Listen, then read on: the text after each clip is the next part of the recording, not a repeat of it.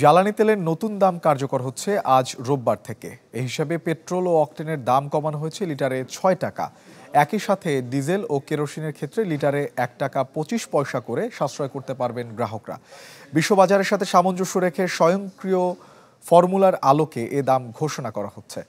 বিদ্যুৎ, জ্বালানি ও খনিজ সম্পদ মন্ত্রণালয়ের প্রজ্ঞাপনে জানানো হয়, প্রতি মাসে জ্বালানি তেলের মূল্য সমন্বয়ের ধারাবাহিকতায় এ সিদ্ধান্ত নেওয়া হলো।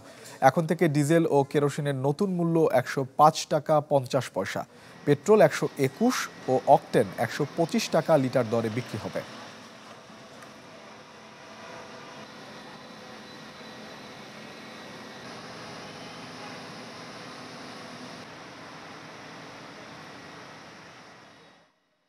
ডিজেলের দাম ১০৬ টাকা ৭৫ পয়সা থেকে ১০৫ টাকা ৫০ পয়সা, মানে ১ টাকা ২৫ পয়সা পার লিটারে কমাচ্ছে।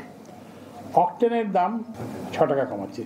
তো আপনারা বলছেন যে অকটেন, পেট্রোল এগুলো তো মানে বড় লোকরা ব্যবহার করে, তো এদেরটা ৬ টাকা কমানো, এটার কারণ হচ্ছে কি যে এগুলোর পরিমাণ খুব কম, তো ওই জন্য এটা কমালে এটা খুব একটা ইম্প্যাক্ট হয়। কিন্তু ওখানে ওই ১ টাকা ২৫ পয়সা কমাতে আমাদের জান বেড়ে গেছে আর কি। ফ্যালকন অ্যালুমিনিয়াম, নির্ভরতার প্রতীক। দর্শক, যেমনটা বলছিলাম, আজ থেকে জ্বালানির তেলের দাম কমার যে ঘোষণা, সরজমিনে তার প্রয়োগ কতটুকু আমরা দেখে আসবো রাজধানীর তেজগাঁ থেকে। ঢাকা থেকে যুক্ত হচ্ছেন সহকর্মী মইনুল হাসান। আমরা শুরুতে চলে যাচ্ছি মইনের কাছে। মইন, আজকে জ্বালানি তেলের দাম কমার যে ঘোষণা, মাঠে তার বাস্তবায়ন কতটুকু দেখতে পাচ্ছেন? জ্বালানি তেলের যে দাম কমানোর ঘোষণা এসেছে এবং কার্যকর, যেটা গতকাল রাত থেকেই শুরু হয়েছে, সেটা কিন্তু বাস্তবায়িত হয়েছে এই বাজারে। আমি দেখেছি। আপনাকে যদি বলতে চাই যে এই গতকাল শনিবার এবং তার আগে দিন শুক্রবার, এই দুদিন কিন্তু ডিপোগুলো বন্ধ থাকে, পাম্পগুলো বন্ধ থাকে, এবং সেই কারণে এমন সময় জ্বালানি তেলের দামটা নির্ধারণ হয়েছে, সেই সময়টাতে কিন্তু অনেকেই তাদের ডিপোগুলোতে তেলের যে পরিমাণ সরবরাহ হওয়ার কথা সেটা করতে পারেন নাই। সে কারণে কিন্তু এখানে একটা লম্বা সিরিয়াল দেখতে পাচ্ছি যে অনেকে ২-৩টা পাম্প বন্ধ রেখে বাকি ২-৩টা চালু করে কিন্তু তেল উত্তোলন করতে হচ্ছে। এবং আমি যেখানটায় দাঁড়িয়ে রয়েছে সেই পাম্পে কিন্তু শুধুমাত্র অকটেন দেওয়া হচ্ছে। ডিজেল ৯টা বাজে শেষ হয়ে গেছে। তারা নতুন করে নারায়ণগঞ্জ থেকে ডিজেল নিয়ে আসবেন এবং তারপরে চালু করবেন।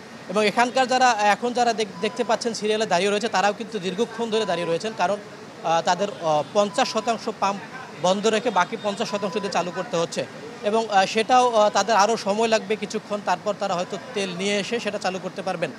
এবং আপনি জানেন যে কালকে কিন্তু দাম নির্ধারিত হয়েছে, ১ টাকা ২৫ পয়সা কমে কেরোসিন এবং ডিজেলের দাম নির্ধারণ করা হয়েছে ১০৫ টাকা ৫০ পয়সা, এবং অকটেনের দাম ৬ টাকা কমিয়ে নির্ধারণ করা হয়েছে ১২৫ টাকা, এবং পেট্রোল সেটা ১২৭ টাকা থেকে ৬ টাকা কমিয়ে ১২১ টাকা নির্ধারণ করা হয়েছে।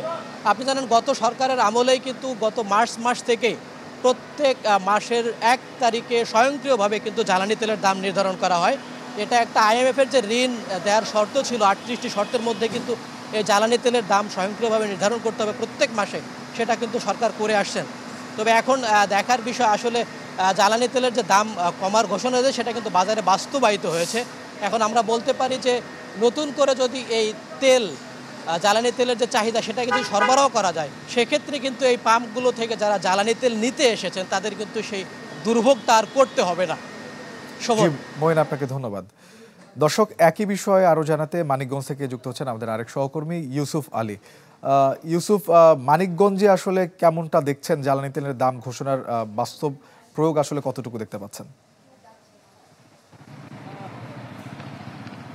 সুবন, বিশ্ববাজারে জ্বালানি তেলের যে দাম রয়েছে সেটি সংগতি রেখে কিন্তু আমাদের দেশে ষষ্ঠবারের মতো জ্বালানি তেলের দাম কমানো হয়েছে, সেটি আজ রাত কিন্তু ওই 12টা থেকে কিন্তু কার্যকর হয়েছে। আমি যে মানিকগঞ্জ বাস স্ট্যান্ডের যে তেলের যে পাম্প রয়েছে সেই পাম্পে দিচ্ছি, আমি একটু দেখাই।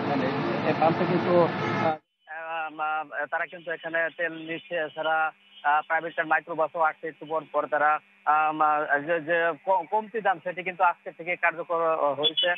অর্থাৎ ডিজেল এবং কেরোসিনের দাম ১ টাকা ২৫ পয়সা কমানো হয়েছে। আগে যেটি ১০৬ টাকা ৭৫ পয়সা বিক্রি হতো সেটি কিন্তু ১০৫ টাকা ৫০ পয়সা বিক্রি হচ্ছে। অপরদিকে যে পেট্রোল রয়েছে, পেট্রোল এবং অকটেন দুটি কিন্তু ৬ টাকা করে কমানো হয়েছে। পেট্রোল ১২৭ থেকে 6 টাকা কমে কিন্তু আজকে 121 টাকায় বিক্রি হচ্ছে। এছাড়া অকটেন 131 টাকা পূর্বে দাম ছিল, সেটি 6 টাকা কমে কিন্তু 125 টাকা আজকে বিক্রি হচ্ছে। তবে এই জ্বালানি তেল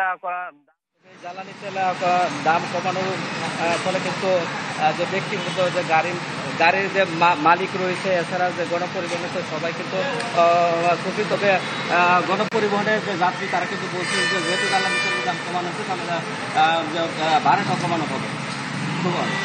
ইউসুফ, আপনাকে ধন্যবাদ।